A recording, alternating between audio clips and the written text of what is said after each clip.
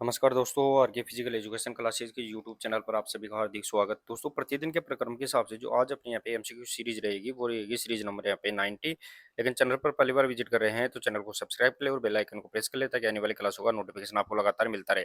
दोस्तों, अपन 9,999 क्वेश्चन का यहाँ पे पार्ट नंबर यहाँ पे 90 रहेगा। बीच बीच में अपन यहाँ पे बूस्टर डोज भी ले रहे हैं और अपन थ्योरी क्लास में मॉर्निंग सेशन के अंदर बीच बीच में लगा रहे हैं। तो आपकी तैयारी को और भी शानदार और मजबूत करने के लिए अपन लगातार यहाँ पे कोशिश कर रहे हैं।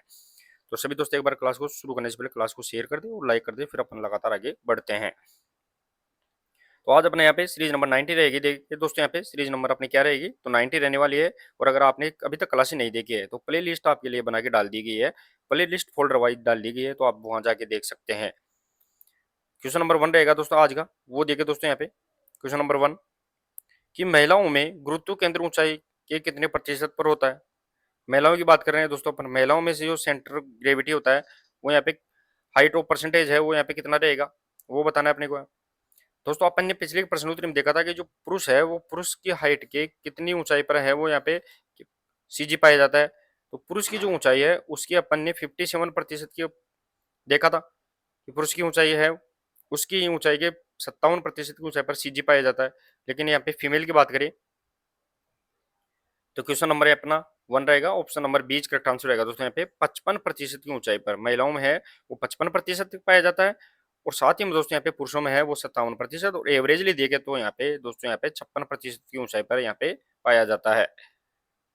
अब देखिए दोस्तों, यहाँ पे सीजी की बात कर रहे हैं अपन। यहाँ पे तो सीजी की बात कर रहे हैं तो महिलाओं में सीजी है वो नीचे पाई जाती है। अकॉर्डिंग टू यहाँ पे पुरुष के देखे कंपेरिजन तो यहाँ पे नीचे पाई जाती है।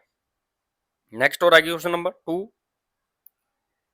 बल की एसआई इकाई क्या है। दोस्तों, यहाँ पे what is the SI unit of force की बात कर रहे हैं अपन यहाँ पे।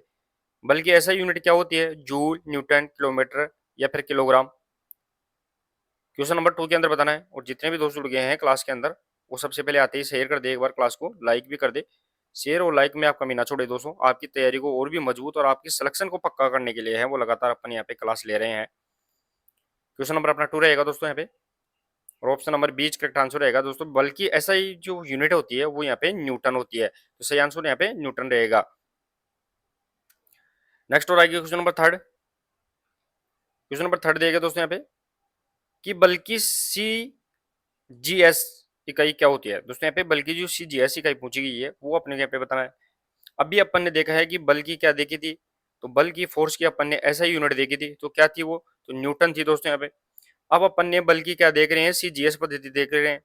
सी जी एस पद्धति की बात करें वो अपने को यहाँ पे बताना है। तो न्यूटन गुरुत्वाकर्षण, गुरुत्व केंद्र या फिर डाइन।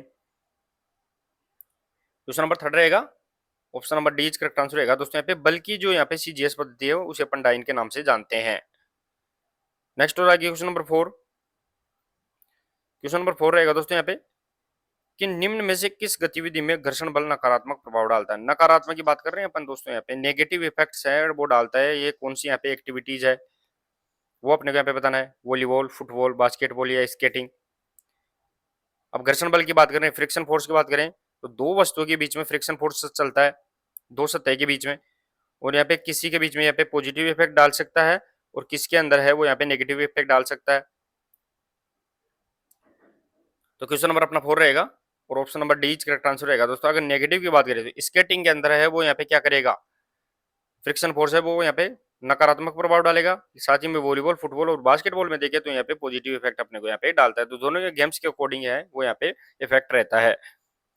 नेक्स्ट और आगे क्वेश्चन नंबर 5। क्वेश्चन नंबर 5 देखे दोस्तों यहाँ पे दो वस्तुओं के परस्पर संपर्क से उत्पन्न होने वाला बल कौन सा है। दो वस्तुओं के यानी बिटवीन टू ऑब्जेक्ट्स के बीच में अगर यहाँ पे क्या हो रहा है, फ्रिक्शन फोर्स है, यहाँ पे फोर्स लग रहा है, तो यहाँ पे कौन सा बल लगेगा। ग्रेविटेशनल फोर्स हो गया, सेंट्रल फोर्स हो गया, सेंट्रल ग्रेविटी, फ्रिक्शन फोर्स या फिर रेजिस्टेंस फोर्स। क्वेश्चन नंबर 5 के अंदर बताना है दो वस्तुओं के परस्पर संपर्क से, दोनों वस्तुएं हैं दोनों के बीच में क्या हो रहा है, संपर्क हो रहा है, फिर उससे जो उत्पन्न बल है वो कौन सा रहेगा। क्वेश्चन नंबर अपना 5 रहेगा, इजी रहेगा दोस्तों यहाँ पे। क्वेश्चन नंबर 5 ऑप्शन नंबर यहाँ पे सी करेक्ट आंसर रहेगा दोस्तों, जिसे अपन फ्रिक्शन फोर्स के नाम से जानते हैं, घर्षण बल के नाम से जानते हैं। जो दो वस्तुओं की सतह के ऊपर क्या लगता है, यहाँ पे फ्रिक्शन फोर्स यहाँ पे लगता है। नेक्स्ट और आगे क्वेश्चन नंबर 6। क्वेश्चन नंबर 6 देखिए दोस्तों यहाँ पे कोई वस्तु हवा में फेंकी जाती है तो उस पर कौन सा बल कार्य करता है? कोई भी वस्तु है वो हवा में फेंकी जा रही है तो उस पर जो बल कार्य कर रहा है उस बल को अपन किस नाम से जानते हैं? वो अपने को यहाँ पे बताना है। आइसोकाइनेटिक, आइसोमेट्रिक, आइसोटोनिक या फिर मैग्नेस फोर्स। हवा में फेंकी गई वस्तु के ऊपर जो फोर्स कार्य करेगा दोस्तों यहाँ पे वो कौन सा करेगा? क्वेश्चन नंबर अपना 6 के अंदर बताना है। क्वेश्चन नंबर 6 रहेगा, option number D is correct answer रहेगा दोस्तों। यहाँ पे इसके ऊपर है, ध्यान रखना है दोस्तों, यहाँ पे मैग्नेस फोर्स इसके ऊपर कार्य करता है। जो वस्तु हम फेंकते हैं उसके ऊपर यहाँ पे गुरुत्वाकर्षण बल, वायु प्रतिरोध बल, और इसके ऊपर फ्रिक्शन फोर्स तो लगता ही नहीं है क्योंकि हवा में घर्षण बल इसके ऊपर होगा नहीं, तो उसके ऊपर यहाँ पे मैग्नेस फोर्स यहाँ पे कार्य करता है। अब देखिए दोस्तों, यहाँ पे फैक्ट क्या दिया गया है कि फेंकी गई वस्तु का पथ है वो पैराबोला कहलाता है। यानी इसके जो पथ होगा, पथ यानी रास्ता है, वो रास्ता तो क्या कहलाएगा दोस्तों? मान लो ऐसे जाके ऐसे आ गई वस्तु, नीचे आ गई, तो ये तो क्या कहलाया? ये तो पैराबोला कहलाया। और इसके ऊपर जो फोर्स कार्य कर रहा था वो मैग्नेस फोर्स यहाँ पे कहलाता है। नेक्स्ट और आगे क्वेश्चन नंबर 7, तीरंदाजी में कौन सा बल कार्य करता है? दोस्तों यहाँ पे आर्चरी के अंदर है वो यहाँ पे कौन सा यहाँ पे फोर्स कार्य करेगा? घर्षण बल हो गया, फ्रिक्शन हो गया, ग्रेविटी हो गई, टेंशन फोर्स हो गया, या फिर आइसोटोनिक फोर्स हो गया? आर्चरी की बात कर रहे हैं अपन दोस्तों यहाँ पे। और आर्चरी चलाने के लिए अपन क्या करते हैं दोस्तों? मानो ये रिकवर है अपना यहाँ पे, एक कवर रिकवर, इसके ऊपर अपन यहाँ पे अपनी रस्सी रहेगी और ये अपन इसको खींच के क्या करेंगे दोस्तों? इस प्रकार है वो खींच के पीछे लेके जाएंगे, फिर आगे की तरफ यहाँ पे निकलेगी। तो यहाँ पे क्वेश्चन नंबर 7 रहेगा और option number C correct answer रहेगा दोस्तों। इसमें तनाव बल, टेंशन फोर्स इसके ऊपर कार्य करता है क्योंकि अपन जो रस्सी है उसको यहाँ पे स्थिर जगह से पीछे खींचेंगे और फिर अपन इसको छोड़ेंगे तो ही यहाँ पे आगे की तरफ यहाँ पे निकल के जाएगी। तो इसे अपन क्या बोलेंगे? टेंशन फोर्स के नाम से जानेंगे। देखिए दोस्तों, यहाँ पे टेंशन फोर्स में देखिए दोस्तों, यहाँ पे तनाव बल खींचने से उत्पन्न होता है। टेंशन फोर्स है वो यहाँ पे किससे? पुलिंग से यहाँ पे उत्पन्न होता है, खींचने से यहाँ पे उत्पन्न होता है। जैसे मान लो गेट बंद है, दरवाजा बंद है, तो उसको अपन धक्का देता है। पुल एंड पुश की बात करें यहाँ पे, जो पुल एंड पुश की बात करें तो वो भी यहाँ पे टेंशन फोर्स की श्रेणी के अंदर यहाँ पे आता है। क्वेश्चन नंबर नेक्स्ट 8 रहेगा, ट्रैक पर दौड़ते समय खिलाड़ी बाईं ओर क्यों झुकता है? दोस्तों यहाँ पे ट्रैक के ऊपर खिलाड़ी दौड़ रहा है तो वो अपने बाईं ओर क्यों झुकेगा? वो अपने को यहाँ पे बताना है। सेंट्रीफ्यूगल फोर्स के कारण, सेंट्रीपिटल फोर्स के कारण, ग्रेविटी के कारण, या शियर फोर्स के कारण?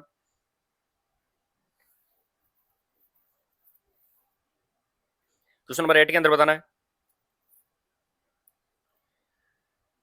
तो क्वेश्चन नंबर 8 के अंदर रहेगा दोस्तों, दौड़ते समय मान लो ये अपना क्या है? ये अपना ट्रैक है और ट्रैक के अंदर अपन खिलाड़ी दौड़ रहा है तो वो बाईं ओर, अपने बाईं ओर क्यों झुक रहा है कारू के अंदर? क्वेश्चन नंबर 8 रहेगा और option number B correct answer रहेगा दोस्तों। वो अपना बैलेंस बनाने के लिए जो कैन सेंटर की तरफ जा रहा है तो इसे अपन सेंट्रीपिटल फोर्स के नाम से जानते हैं। अभी केंद्रीय बल के नाम से जानते हैं। वो केंद्र की तरफ झुक रहा है अपने यहाँ पे बैलेंस बनाने के लिए। नेक्स्ट और आगे क्वेश्चन नंबर 9। क्वेश्चन नंबर 9 देखिए दोस्तों, यहाँ पे हैमर थ्रो को रिलीज करते समय कौन सा बल कार्य करता है? रिलीज की बात कर रहे हैं अपन दोस्तों। यहाँ पे हैमर थ्रो को अपन घुमा रहे नहीं, उसको रिलीज कर रहे हैं, तो रिलीज के समय यहाँ पे जो फोर्स कार्य करेगा वो बताना है। अब देखिए दोस्तों, ये अपना ये क्या है? ये अपना हैमर थ्रो सेक्टर है, इसके अंदर है वो अपन हैमर को घुमा रहे हैं। घुमाते समय है वो अपना जो बल कार्य करेगा उसे अपन बोलेंगे कौन सा फोर्स? यहाँ पे तो उसे अपन सेंट्री पिटल फोर्स बोलेंगे। लेकिन अपन इसको छोड़ेंगे उस समय जो बल कार्य करेगा वो अपने को ध्यान रखना है कौन सा बल कार्य कर रहा है। तो क्वेश्चन नंबर अपना 9 रहेगा और ऑप्शन नंबर बीच करेक्ट आंसर रहेगा, जिसे अपन सेंट्रीफ्यूगल फोर्स बोलते हैं, जो अब केंद्रीय बल की श्रेणी के अंदर आता है। यह अब है वो यहाँ पे हैमर है वो बाहर की तरफ यहाँ पे खींच के ले जाएगा। नेक्स्ट और आगे क्वेश्चन नंबर 10 रहेगा दोस्तों, यहाँ पे कि मांसपेशियों द्वारा लगाया गया बल क्या कहलाता है? यहाँ पे जो मसल्स के द्वारा जो अप्लाइड फोर्स रहेगा वो यहाँ पे क्या रहेगा वो अपने को बताना है। External force, friction force, muscular force, या ग्रेविटेशनल फोर्स?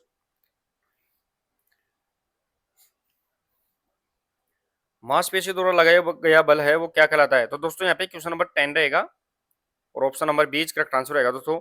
मांसपेशियों के द्वारा जो बल लगाया जाता है वो यहाँ पे ध्यान रखना है दोस्तों, यहाँ पे घर्षण बल की श्रेणी के अंदर आता है। Question number 10 option number B correct answer रहेगा और वो आंतरिक घर्षण इसके अंदर यहाँ पे होता है। साथ ही में दोस्तों इसमें भाई आंतरिक बल होता तो इसका ऑप्शन यहाँ पे आंतरिक अगर होता। देखिए दोस्तों यहाँ पे, तो यहाँ पे फ्रिक्शन फोर्स लगाएगा, इसे आंतरिक बल भी कहा जाता है, इसे इंटरनल फोर्स भी अपन कहते हैं, ये भी अपने को यहाँ पे याद रखना है। नेक्स्ट और आगे क्वेश्चन नंबर 11।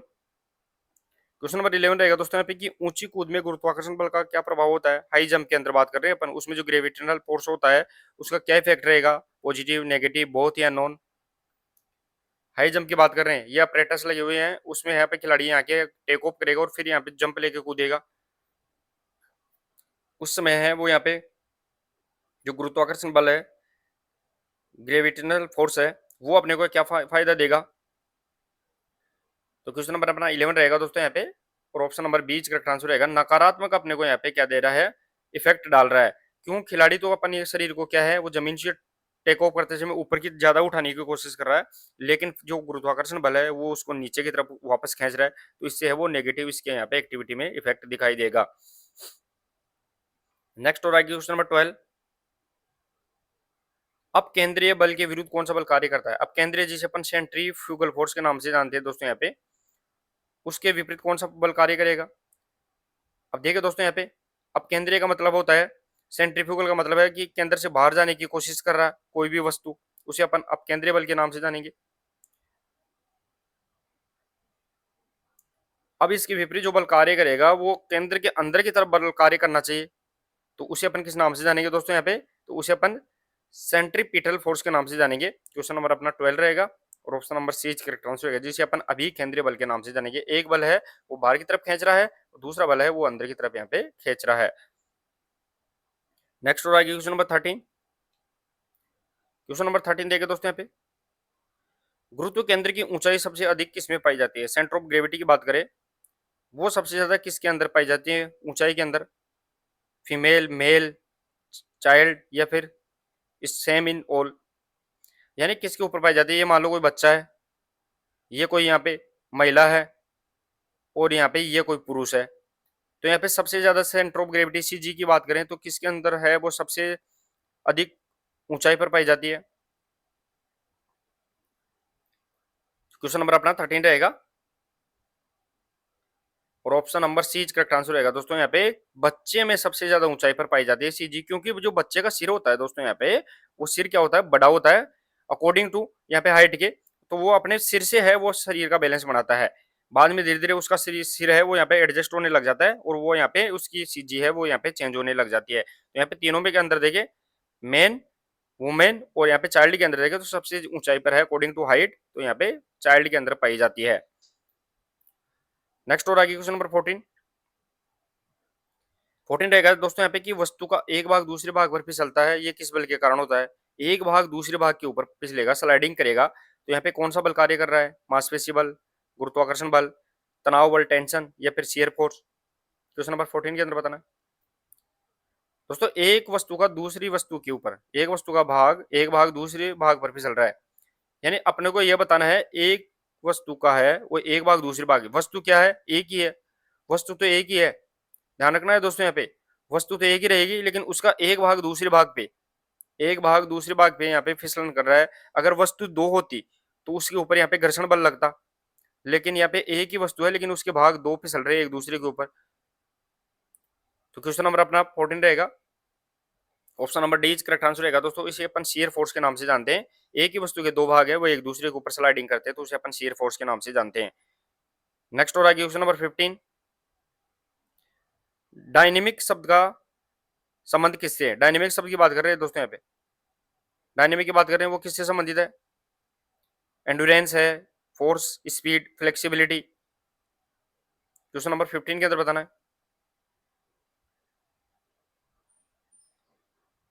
दोस्तों। यहाँ पे दो शब्द होते हैं, एक डायनेमिक और एक यहाँ पे स्टैटिक। यहाँ पे डायनेमिक और स्टैटिक, स्टैटिक का मतलब होता है स्थिर, और डायनेमिक का अर्थ होता है यहाँ पे गतिशील। तो यहाँ पे स्टैटिक और गतिशील दोनों ही है वो यहाँ पे फोर्स से रिलेटेड है। क्वेश्चन नंबर अपना यहाँ पे 15 रहेगा, option number B correct answer रहेगा दोस्तों। यहाँ पे बल से रिलेटेड यहाँ पे दोनों ही रहने वाले हैं। नेक्स्ट और आगे क्वेश्चन नंबर 16। क्वेश्चन नंबर 16 देखे दोस्तों, जलीय गतिविधियों में कौन सा बल कार्य करता है। दोस्तों यहाँ पे अगर अपन बात करें एक्वेटिक एक्टिविटीज की, तो एक्वेटिक एक्टिविटीज जिसे अपन जलीय गतिविधियां बोलते हैं, जैसे मान लो यहाँ पे स्विमिंग हो गया, पोलो हो गया, वाटर पोलो हो गया, तो इनमें है वो कौन सा बल कार्य करेगा, आइसोमेट्रिक, आइसोटोनिक, या फिर उद्धरण बल, गुरुत्वाकर्षण बल, कौन सा बल कार्य करेगा।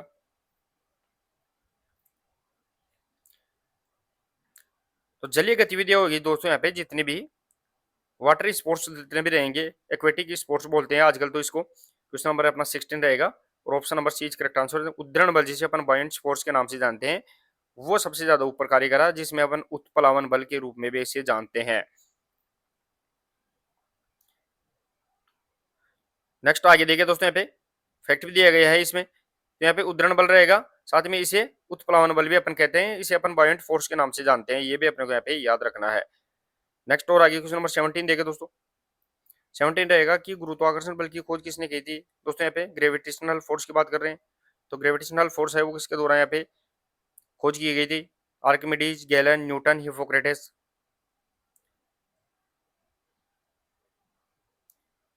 तो गुरुत्वाकर्षण की बात करें दोस्तों यहाँ पे, तो इसकी खोज किसके द्वारा की गई थी। क्वेश्चन नंबर अपना 17 रहेगा, इजी ऑप्शन है यहाँ पे, न्यूटन के द्वारा ध्यान रखना है दोस्तों यहाँ पे। क्वेश्चन नंबर 17 ऑप्शन नंबर यहाँ पे सी इज करेक्ट आंसर रहेगा, न्यूटन के द्वारा गुरुत्वाकर्षण की खोज की गई थी। और न्यूटन के द्वारा यहाँ पे गति के 3 नियम भी यहाँ पे दिए गए थे, जिसे अपन जड़त्व का नियम, संवेग का नियम और यहाँ पे क्रिया प्रतिक्रिया का नियम के नाम से भी जानते हैं। तो यहाँ पे 3 नियम गति के और यहाँ पे गुरुत्वाकर्षण की खोज भी न्यूटन के द्वारा की गई थी। नेक्स्ट और आगे क्वेश्चन नंबर 18 देखे दोस्तों यहाँ पे, बल का सूत्र क्या है। फॉर्मूला ऑफ फोर्स की बात कर रहे हैं अपन, वो अपने को यहाँ पे बताना है। क्वेश्चन नंबर अपने को 18 के अंदर बताना है दोस्तों यहाँ पे, बल का सूत्र क्या रहेगा। तो दोस्तों अपन संवेग और त्वरण, अगर न्यूटन का दूसरा नियम देखे, तो न्यूटन का जो सेकंड नियम आता है, सेकंड लॉ आता है, उसमें है वो संवेग या मोमेंटम का नियम के नाम से जानते हैं। तो उसके अंदर अपन फोर्स बराबर फोर्स इज इक्वल टू अपन mass is equal to acceleration. यहाँ पे फोर्स बराबर अपन क्या करते हैं, mass is equal to acceleration, यहाँ पे द्रव्यमान और यहाँ पे त्वरण को अपन गुणा करते हैं। तो क्वेश्चन नंबर अपना 18 रहेगा और option number B correct answer. द्रव्यमान और एक्सेलरेशन है, त्वरण है, उसका यहाँ पे मल्टीप्लाई को अपन किस नाम जानते हैं, फोर्स के अकॉर्डिंग नाम से जानते हैं। नेक्स्ट हो रहा है क्वेश्चन नंबर 19 रहेगा दोस्तों यहाँ पे कि हवा में घूमती हुई गेंद पर कौन सा बल कार्य करता है। दोस्तों हवा में घूमती हुई बॉल है, उसके ऊपर कौन सा फोर्स कार्य करेगा।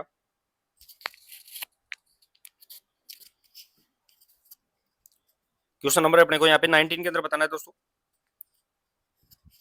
हवा में घूमती हुई बॉल पर जो बल कार्य करेगा, तो यहाँ पे कौन सा बल कार्य करेगा। गुरुत्वाकर्षण बल, वायु प्रतिरोध बल, मैग्नेस फोर्स। क्वेश्चन नंबर अपना यहाँ पे 19 रहेगा और option number D correct answer रहेगा दोस्तों यहाँ पे। इसके ऊपर है वो मैग्नेस फोर्स, तो मेन काम कर ही रहा है, लेकिन हवा का बल भी इसके अंदर ही आएगा, गुरुत्वाकर्षण ग्रेविटी फोर्स भी इसके अंदर आएगा। तो मेन अकॉर्डिंग टू ऑप्शन है यहाँ पे उपरोक्त सभी इसका सही आंसर यहाँ पे रहने वाला है। नेक्स्ट हो रहा है क्वेश्चन नंबर 20 देखे दोस्तों यहाँ पे, गुरुत्व केंद्र के आधार पर, गुरुत्व केंद्र के आधार के जितना नजदीक होगा उसका क्या प्रभाव होगा। यानी सेंटर ऑफ ग्रेविटी की बात कर रहे हैं। सेंटर ऑफ ग्रेविटी है वो यहाँ पे बेस के जितने यहाँ पे क्लोज रहेगी, उसमें अपने को यहाँ पे क्या मिलेगा, गति अधिक मिलेगी, संतुलन अधिक मिलेगा, संतुलन कम मिलेगा या गति कम मिलेगी।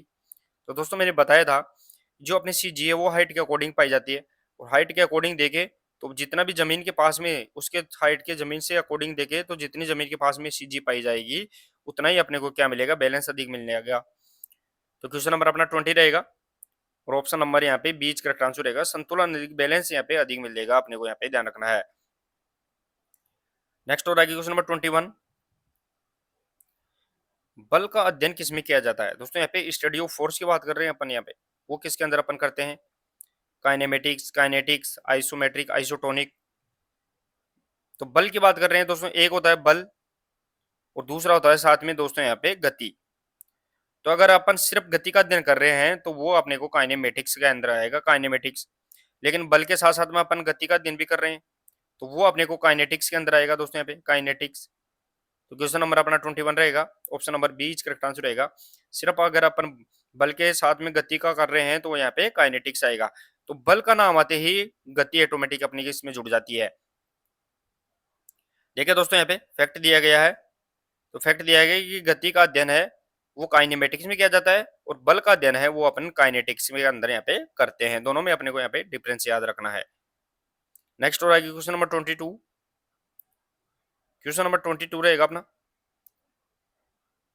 देखिए दोस्तों यहाँ पे मन की वृत्तियों पर नियंत्रण करना ही योग है, किसके द्वारा कहा गया है। मन की वृत्तियों पर, यानी जो अपना चंचल मन है उस पर कंट्रोल करना ही क्या होगा, योग है। तो ये किसके द्वारा परिभाषा दी गई है, गुरु गोरखनाथ, महर्षि पतंजलि, भगवान शिव या महर्षि वेदव्यास। तो मन की वृत्तियों पर कंट्रोल करना है, नियंत्रण करना ही योग है। क्वेश्चन नंबर अपना 22 रहेगा, option number B correct answer रहेगा दोस्तों। महर्षि पतंजलि के द्वारा ये परिभाषा यहाँ पे दी गई है और बहुत बार एग्जाम में सीधी सीधी यहाँ पे पूछी गई है। ठीक है दोस्तों, यहाँ पे फैक्ट भी दिया गया है साथ ही में। तो फैक्ट क्या दिया गया है कि पतंजलि के अनुसार है वो यहाँ पे योग चित्तवृत्ति निरोध है, यानी अर्थात मन की वृत्तियों का निरोध ही योग है। यानी मन की जितना चंचल मन है उसको कंट्रोल करना ही क्या है, योग है। ये अपने को यहाँ पे याद रखना है। तो ये डेफिनेशन है योग चित्तवृत्ति निरोध है, महर्षि पतंजलि के द्वारा यहाँ पे दी गई थी।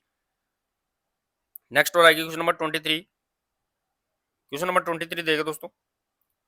घेरंड संहिता के अनुसार हठ योग साधना का प्रथम चरण कौन सा है? घेरंड संहिता की बात कर रहे हैं, उसके अनुसार जो हठ योग साधना है उसका प्रथम चरण है, फर्स्ट स्टेज है, वो कौन सा रहेगा? वो अपने यहाँ पे बताना है। यम, नियम, शुद्धि क्रिया, प्राणायाम। क्वेश्चन नंबर 23 के अंदर बताना है।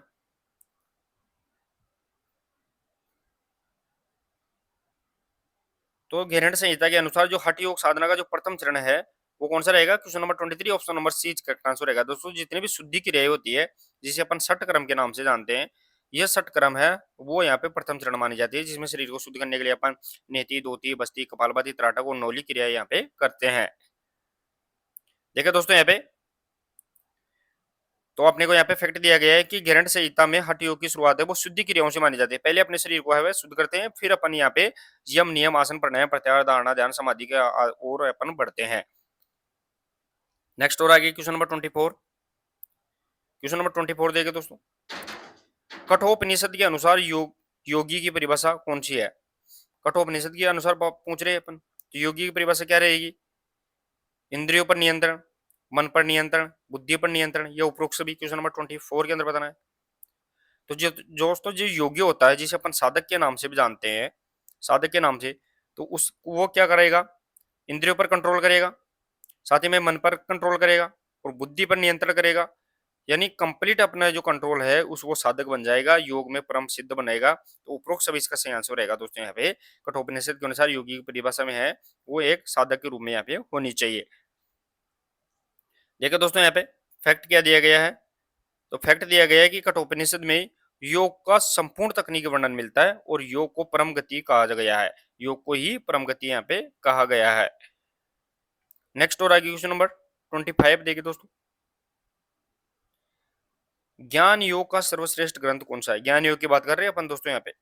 तो ज्ञान योग का सबसे बेस्ट है ग्रंथ कौन सा रहेगा? भगवत गीता, महाभारत, रामायण या फिर महाभाष्य।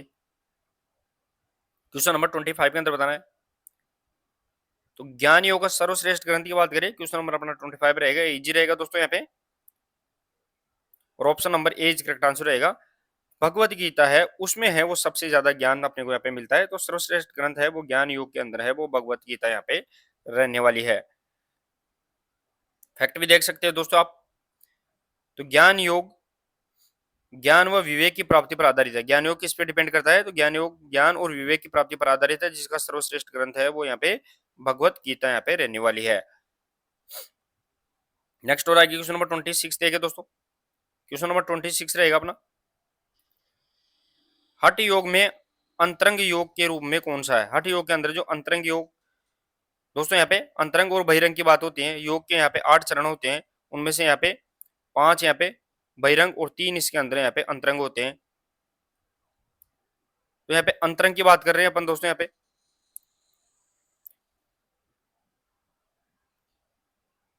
तो प्राणायाम, प्रत्याहार, ध्यान, यम। क्वेश्चन नंबर यहाँ पे 26 के अंदर बताना है। तो question number 26 option number C correct answer रहेगा दोस्तों। जो अंतरंग होता है उसमें 3 मैंने बताया था, धारणा, ध्यान, समाधि। धारणा, ध्यान और समाधि, ये यहाँ पे अंतरंग होते हैं। साथ ही में दोस्तों जो 5 बज गए हैं, यम, नियम, आसन, प्राणायाम, प्रत्याहार, वो ध्यान रखना है, बहिरंग के अंदर यहाँ पे आते हैं।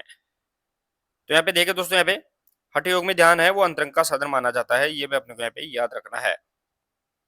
नेक्स्ट और आगे क्वेश्चन नंबर 27। क्वेश्चन नंबर 27 देखिए दोस्तों। भारत के बाहर प्रथम योग यूनिवर्सिटी का क्या नाम है? भारत के बाहर पूछा गया है दोस्तों। यहाँ पे प्रथम योग यूनिवर्सिटी है उसका क्या नाम है? योग यूनिवर्सिटी कनाडा, स्वामी विवेकानंद योग यूनिवर्सिटी, लॉरेंस योग यूनिवर्सिटी या इस्तांबुल योग यूनिवर्सिटी। दोस्तों प्रति वर्ष अपन योग दिवस है, योगा डे है, वो अपन क्या मनाते हैं, 21 जून को अपन मनाते हैं। क्वेश्चन नंबर अपना 27 के अंदर बताना है। क्वेश्चन नंबर 27 रहेगा, ऑप्शन नंबर यहाँ पे बीच करेक्ट आंसर रहेगा दोस्तों यहाँ पे, कि भारत के बाहर प्रथम योग यूनिवर्सिटी का नाम है वो यहाँ पे स्वामी विवेकानंद योग यूनिवर्सिटी यहाँ पे रहने वाला है। क्वेश्चन नंबर 27 ऑप्शन नंबर बीच करेक्ट आंसर यहाँ पे रहेगा। साथ ही में दोस्तों यहाँ पे फैक्ट किया दिया गया कि भारत के बाहर पहली योग यूनिवर्सिटी लॉस एंजल्स अमेरिका में स्थापित है। हालांकि अमेरिका के अंदर है, लॉस एंजल्स अमेरिका के अंदर स्थापित है, जिसका नाम क्या है, स्वामी विवेकानंद योग यूनिवर्सिटी है। ये अपने को यहाँ पे याद रखना है।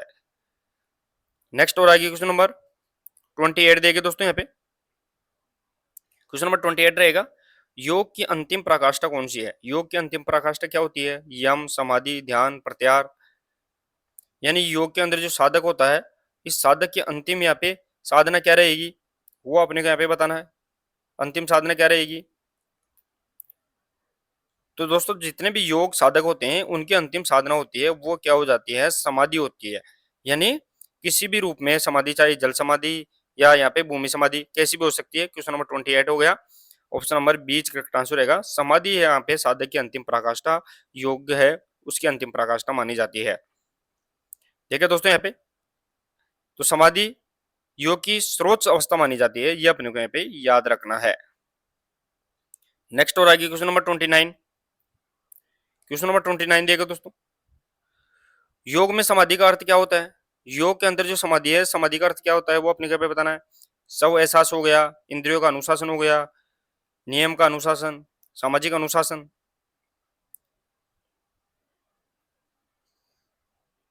तो योग में जो समाधि होती है, जो साधक का अंतिम प्रकाष्ठा है, साधक की क्या है, अंतिम पराकाष्ठा होती है दोस्तों यहाँ पे। तो उसका यहाँ पे अर्थ क्या है, समाधि का अर्थ क्या रहेगा, क्वेश्चन नंबर 29 के अंदर बताना है। तो यहाँ पे क्वेश्चन नंबर 29 रहेगा और option number A is correct answer. सब एहसास, जिसे अपन सेल्फ रियलाइजेशन के नाम से जानते हैं, सब एहसास है, अपने आप में ही मग्न होना है, वो यहाँ पे क्या होता है, समाधि होता है। देखा दोस्तों यहाँ पे फैक्ट दिया गया है कि समाधि आत्मबोध और पूर्ण चेतना की अवस्था होती है। आत्मबोध और पूर्ण चेतना की अवस्था यहाँ पे रहने वाली है, सेल्फ अवेयरनेस की, और साथ में दोस्तों यहाँ पे कंप्लीट यहाँ पे कॉन्शियस के यहाँ पे रहने वाली है। नेक्स्ट और आगे क्वेश्चन नंबर 30।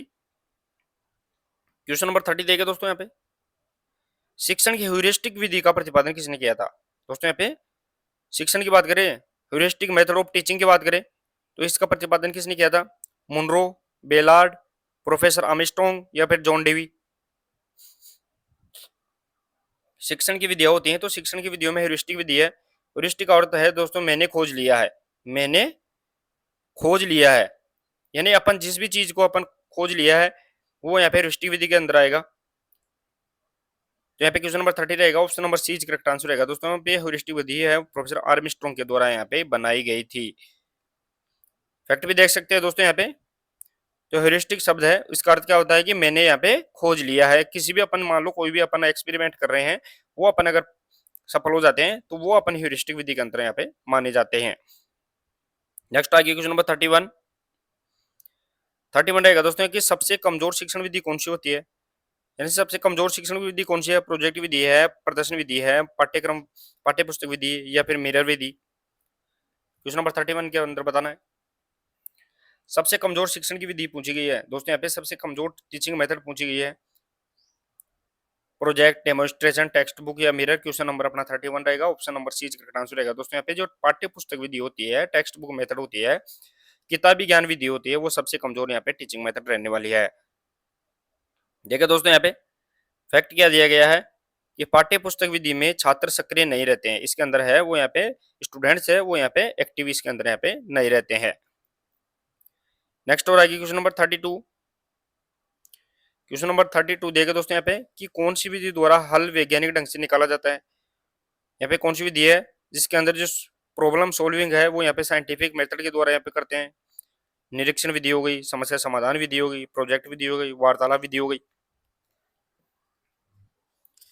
कौन सी विधि रहने वाली है यहाँ पे, क्वेश्चन नंबर अपना यहाँ पे 32 रहेगा दोस्तों, और ऑप्शन नंबर यहाँ पे बी करेक्ट आंसर रहेगा। प्रॉब्लम सोल्विंग मेथड है, उसके अंदर ध्यान रखना है दोस्तों, अपन क्या करते हैं, किसी भी समस्या का समाधान है वो यहाँ पे साइंटिफिकली अपन निकालते हैं। फैक्ट देखिए दोस्तों, यहाँ पे फैक्ट क्या दिया गया है कि समस्या समाधान विधि में तार्किक एवं वैज्ञानिक दृष्टिकोण अपनाया जाता है। इसमें अपन लॉजिकली और साथ ही में साइंटिफिक है अप्रोच अपन इसके अंदर क्या करते हैं, अपनाते हैं, और किसी भी प्रॉब्लम है, इस प्रॉब्लम का अपन क्या करते हैं, सोल्व अपन यहाँ पे कर लेते हैं। नेक्स्ट हो रहा है क्वेश्चन नंबर 33। क्वेश्चन नंबर 33 रहेगा, निम्न में से कौन सी समूह द्वारा सीखने की विधियां हैं, कौन सी यहाँ पे ग्रुप लर्निंग मेथड है वो अपने को यहाँ पे बताना है। वर्कशॉप मेथड हो गई, डिस्कशन मेथड हो गई, डिबेट मेथड हो गई, या उपरोक्त सभी। यानी कार्यशाला, विचार विमर्श, वाद विवाद, कौन सी यहाँ पे विधि रहेगी जो ग्रुप यहाँ पे टीचिंग से रिलेटेड रहती है। चले दोस्तों, अपना क्वेश्चन नंबर 33 रहेगा, option number D correct answer रहेगा, यानी उपरोक्त सभी। इसके अंदर क्या आएगा, कार्यशाला, वर्कशॉप मेथड में भी अपन ग्रुप के अंदर डिस्कस करते हैं, विचार विमर्श में भी अपन ग्रुप में रहते हैं, और यहाँ पे वाद विवाद डिबेट करते हैं तो भी अपन ग्रुप के अंदर यहाँ पे टीचिंग करते हैं। देखिए दोस्तों, यहाँ पे फैक्ट क्या दिया गया है कि समूह विधियां सहयोग और सहभागिता को बढ़ाती है। जो ग्रुप मेथड होती है वो अपने को क्या करती है, कोऑपरेशन और साथ ही में जो पार्टिसिपेशन है उसको यहाँ पे डेवलप करती है। नेक्स्ट हो रहा है क्वेश्चन नंबर 34। क्वेश्चन नंबर 34 देखिए दोस्तों, यहाँ पे कौन सी शिक्षण विधि प्राथमिक स्तर के बालकों के लिए श्रेष्ठ होती है। प्राथमिक स्तर की बात कर रहे हैं दोस्तों, जो प्राइमरी लेवल स्टूडेंट होते हैं उनके लिए सबसे बेस्ट मानी जाती है। कौन सी यहाँ पे शिक्षण विधि रहेगी वो अपने को यहाँ पे बताना है। कहानी विधि, स्टोरी मेथड हो गई, डिबेट मेथड हो गई, प्ले वे मेथड हो गई, या प्रोजेक्ट मेथड हो गई। क्वेश्चन नंबर 34 के अंदर बताना है। तो दोस्तों, प्राइमरी लेवल के स्टूडेंट होते हैं, जो इसका मतलब है कि जो छोटे बच्चे होते हैं, इन छोटो बच्चों के लिए जो टीचिंग मेथड रहेगी वो कौन सी रहेगी। क्वेश्चन नंबर अपना 34 रहेगा, option number C correct answer रहेगा दोस्तों। जो प्ले वे मेथड, खेल कूद विधि, जिसे अपन यहाँ पे प्ले वे मेथड की बात कर रहे हैं, खेल कूद विधि के द्वारा अपन बच्चों को क्या कराते हैं, सिखाते हैं। देखिए दोस्तों, यहाँ पे प्राथमिक स्तर पर खेल के माध्यम से सीखना अधिक प्रभावी माना जाता है। जो छोटे बच्चे होते हैं, कक्षा 5 तक मान लो, वो यहाँ पे खेल खेल के अंदर क्या कर लेते हैं, सीख लेते हैं। नेक्स्ट हो रहा है क्वेश्चन नंबर 35। 35 देखिए दोस्तों, सबसे श्रेष्ठ शिक्षण विधि कौन सी होती है। दोस्तों, यहाँ पे सबसे श्रेष्ठ शिक्षण विधि पूछी गई है, वो अपने को यहाँ पे बताना है कौन सी रहेगी। जटिल होनी चाहिए, सरल होनी चाहिए, विद्यार्थियों पर आधारित होनी चाहिए, या फिर शिक्षक पर आधारित होनी चाहिए। तो सबसे बेस्ट टीचिंग मेथड है वो कौन सी रहेगी वो अपने को यहाँ पे बताना है। क्वेश्चन नंबर 35 रहेगा, और option number C correct answer रहेगा दोस्तों। यहाँ पे विद्यार्थियों पर आधारित, यानी स्टूडेंट बेस है, वो अपने को यहाँ पे जो टीचिंग मेथड होगी वो सबसे बेस्ट यहाँ पे मानी जाएगी, ये अपने को यहाँ पे याद रखना है। फैक्ट देखिए दोस्तों, यहाँ पे तो छात्र केंद्रित होती है, छात्र केंद्रित विधि है वो सीखने को प्रभावी यहाँ पे बनाती है। नेक्स्ट हो रहा है क्वेश्चन नंबर 36। 36 देखिए दोस्तों, निम्न में से शिक्षण के सिद्धांत कौन से हैं। शिक्षण के सिद्धांत पूछे गए हैं दोस्तों, यहाँ पे प्रिंसिपल ऑफ टीचिंग की बात कर रहे हैं अपन यहाँ पे। क्रिया का सिद्धांत, जीवन संबंधी सिद्धांत, रोचकता का सिद्धांत, या उपरोक्त सभी। प्रिंसिपल ऑफ टीचिंग की बात कर रहे हैं, क्वेश्चन नंबर 36 रहेगा अपना, और ऑप्शन नंबर यहाँ पे 36 के अंदर उपरोक्त सभी इसका सही आंसर रहेगा दोस्तों। यहाँ पे यानी जो सीखने के सिद्धांत है, शिक्षण के सिद्धांत है, क्रिया का सिद्धांत हो गया, जीवन संबंधी सिद्धांत हो गया, रोचकता का सिद्धांत हो गया, वो इसके सही आंसर यहाँ पे रहने वाले हैं। फैक्ट भी देख सकते हैं, शिक्षण के सिद्धांत सीखने की प्रक्रिया को सरल बनाते हैं। शिक्षण के सिद्धांत है वो क्या करते हैं, लर्निंग प्रोसेस है उसको यहाँ पे इजीली सिंप्लीफाई कर देते हैं। नेक्स्ट हो रहा है क्वेश्चन नंबर 37 देखे दोस्तों। क्वेश्चन नंबर 37 रहेगा, मोन्टेसरी विधि का प्रतिपादक कौन है। मोन्टेसरी मेथड है, इसके प्रतिपादक कौन रहेंगे, जॉन डीवी, अरस्तु, मारिया मोन्टेसरी, या फ्रोवेल। फ्रोवेल यहाँ पे किंडरगार्टन विधि से संबंधित है दोस्तों। यहाँ पे जॉन डीवी प्लेवे मेथड से संबंधित है।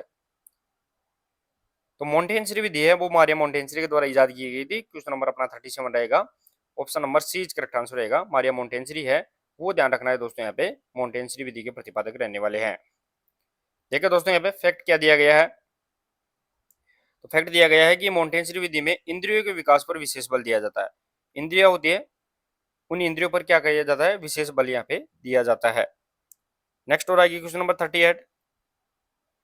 38 देखिए दोस्तों, शिक्षण की डाल्टन विधि का प्रतिपादन कौन है।